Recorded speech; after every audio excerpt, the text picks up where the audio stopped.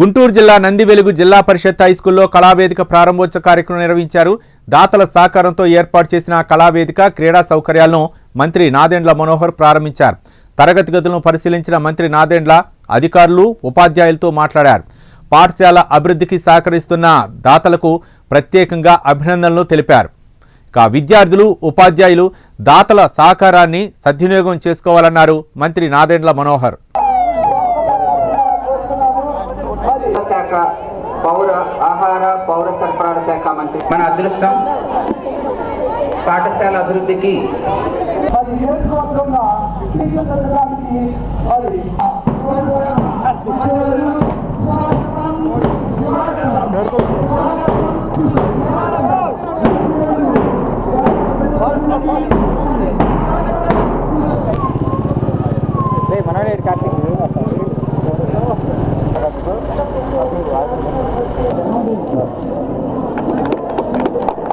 Phone మార్చేటప్పుడు ఏం light చెల్లిపోతే పైకి ఏమవుతుంది లైటింగ్ వల్ల తీసేస్తే బాగుంటుంది.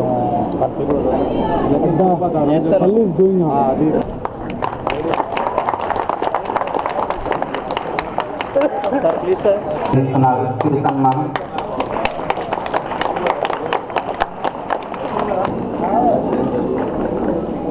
10 లక్షల రూపాయల విరాళం ఇచ్చారు.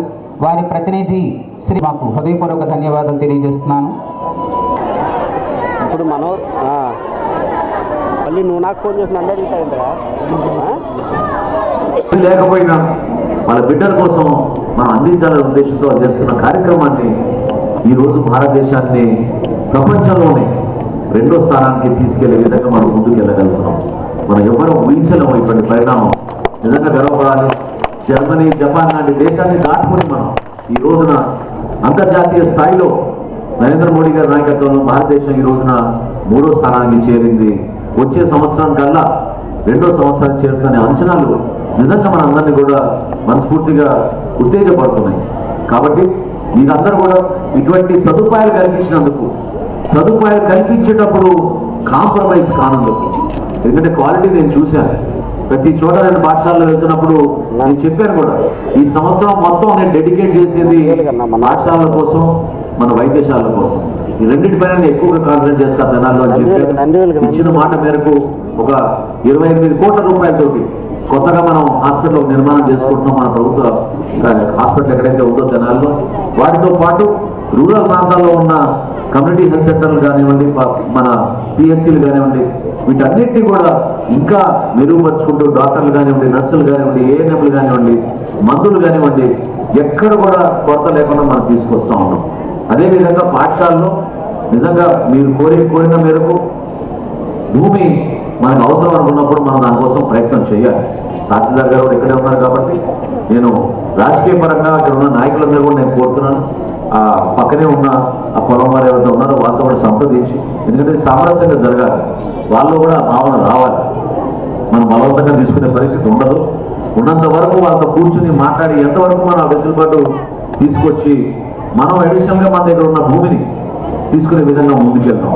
ఈ సందర్భంగా మీకు చెప్పాలి, మన దగ్గర కూడా దాదాపు ఎకరం 20 సెంట్ల మీరు ఆల్రెడీ స్వాధీనం చేసుకున్నారు.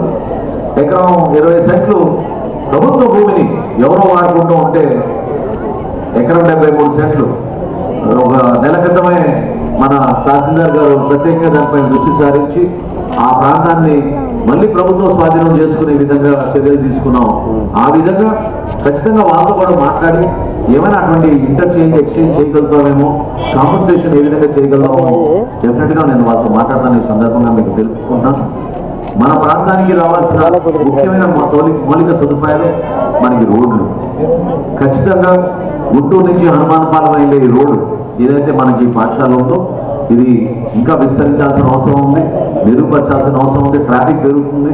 ఈ ప్రాంతాల్లో కూడా మీరు చూసారు ఏ విధంగా లేఅవుట్ చేసుకుంటున్నారో, ఇండస్ట్రియల్ నిర్మాణం చేసుకుంటున్నారు.